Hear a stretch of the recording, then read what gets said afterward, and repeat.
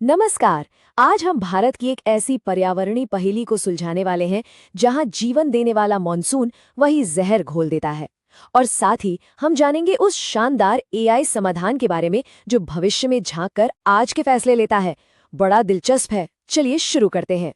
तो जरा सोचिए, एक ऐसी समस्या को कोई कैसे हल करे जो सचमुच बारिश के साथ बह जाती है। मतलब उसे ठीक करने की कोशिश हो और वो पानी के साथ गायब हो जाए। यही सवाल, यही चुनौती प्रोजेक्ट NIRMAL की कहानी के बिल्कुल केंद्र में है। बात हो रही है केरला की, जिसे हम सब गॉड्स ओन कंट्री भी कहते हैं, है ना? वहां मॉनसून का मतलब सब कुछ है। वो खेतों को सींचता है, जिंदगी लाता है, लेकिन अपने साथ एक छिपा हुआ खतरा भी लाता है। एक ऐसा खतरा जो उसी जीवन देने वाले पानी को जहरीला बना सकता है। और देखिए, यहीं से जन्म होता है केरल के मॉनसून पैराडॉक्स का। ये एक विरोधाभास है। एक तरफ तो जीवन देने वाली बारिश है और दूसरी तरफ वही बारिश एक बेहद कीमती संसाधन को एक खतरनाक प्रदूषक में बदल देती है। कमाल की बात है ना?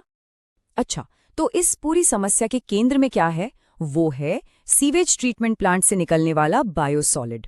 आसान भाषा में कहें तो कीचड़। अब ये जो कीचड़ है ना, ये किसी दोधारी तलवार जैसा है। एक तरफ तो ये नाइट्रोजन से भरपूर एक जबरदस्त जैविक खाद है, फसलों के लिए सोना।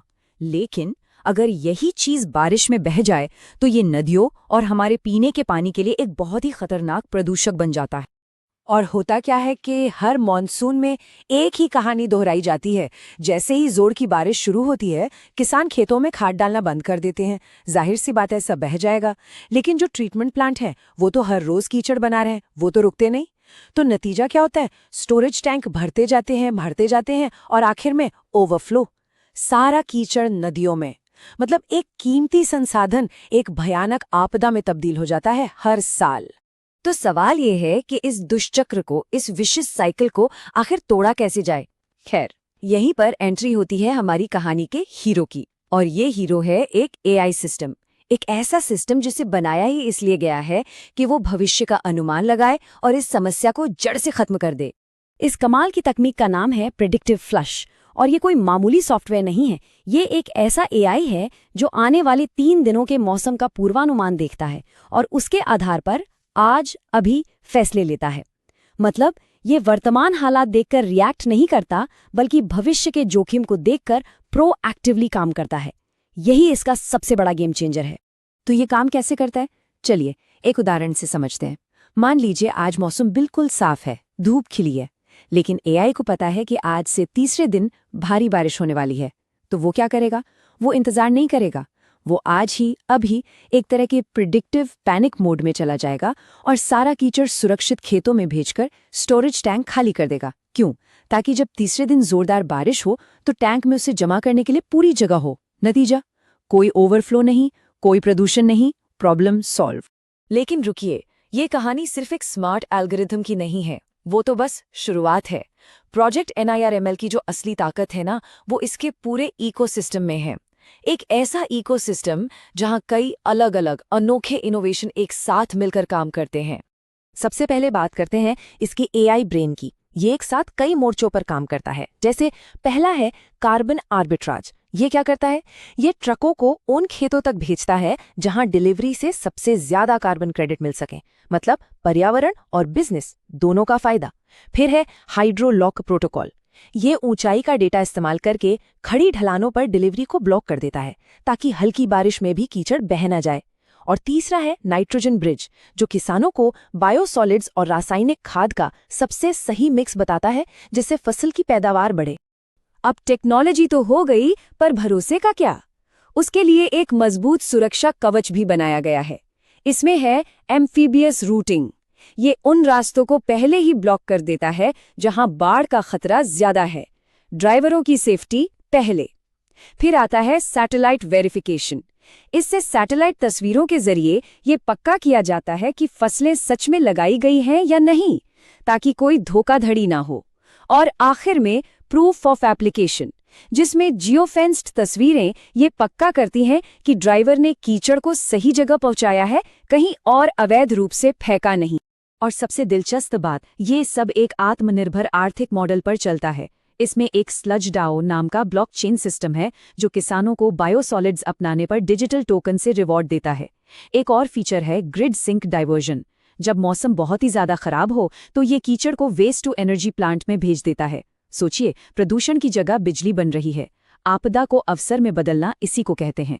और हाँ, सॉइल हेल्थ पासपोर्ट मिट्टी के डेटा को लगातार ट्रैक करता है ताकि जरूरत से ज्यादा खाद ना डाली जाए और जमीन की सेहत भी बनी रहे। तो अब तक ये तो साफ हो गया होगा कि ये सिर्फ पर्यावरण बचाने वाला कोई एनजीओ टाइप प्रोजेक्ट नहीं है। नहीं, ये एक क्लाइमेट फिनटेक मॉडल है। इसका मतलब सीधा सा है, एक ऐसा बिजनेस जो पर्यावरण की भलाई करने के साथ साथ आर्थिक रूप से भी फायदेमंद हो, प्लैनेट भी और प्रॉफिट भी। चलिए जरा इसके गणित को समझते हैं। आंकड़े क्या कहते हैं? एक 10 टन के ट्रक की डिलीवरी पर कुल लागत आती है करीब 4,200 रुपए। ठीक है, लेकिन सरकारी फीस, किसानों से मिलने वाली फीस और सबसे जरूरी कार्बन क्रेडिट्स, इन सबको मिलाकर कुल कमाई होती है लगभग 5,940 रुपए। इसका मतलब हर एक ट्रिप पर सीधा सीधा 1,740 रुपए का नेट प्रॉफिट। ये है इसके यूनिट इकोनॉमिक्स। और देखिए, ये कमाई सिर्फ एक जगह से नहीं आ रही, और यही इस मॉडल को मजबूत बनाता है। इसके रेवेन्यू के कई स्रोत हैं। सरकार से मिलने वाली टिपिंग फीस से एक स्थिर स्टेबल इनकम आती है। वहीं कार्बन क्रेडिट की ट्रेडिंग से बड़े मार्जिन वाला प्रॉफिट कमाने का मौका मिलता है। और भविष्य में किसानों के लिए प्रीमियम सब्सक्रिप्शन का भी प्लान है। मतलब ये बिजनेस मॉडल टिकाऊ भी है और इसमें ग्रोथ की भी बहुत गुंजाइश है। तो यहाँ से एक बड़ा सवाल खड़ा होता है, क्या ये जो केरल में एक स्थानीय समाधान के तौर पर शुरू हुआ है, वो पूरे भारत के लिए एक बहुत बड़ा मौका बन सकता है? क्या हम यहाँ भारत के अगले ग्रीन यूनिकॉर्न को देख रहे हैं? इस मौके का साइज कितना बड़ा है ये समझने के लिए बस एक आंकड़ा काफी है। भारत में हर रोज 1 लाख टन सीवेज कीचड़ पैदा होता है। 1 लाख टन हर दिन। ये एक बहुत बहुत बड़ी समस्या है और इसीलिए ये एक बहुत बड़ा अवसर भी है। अब उस 1 लाख टन को पैसों में बदलते हैं।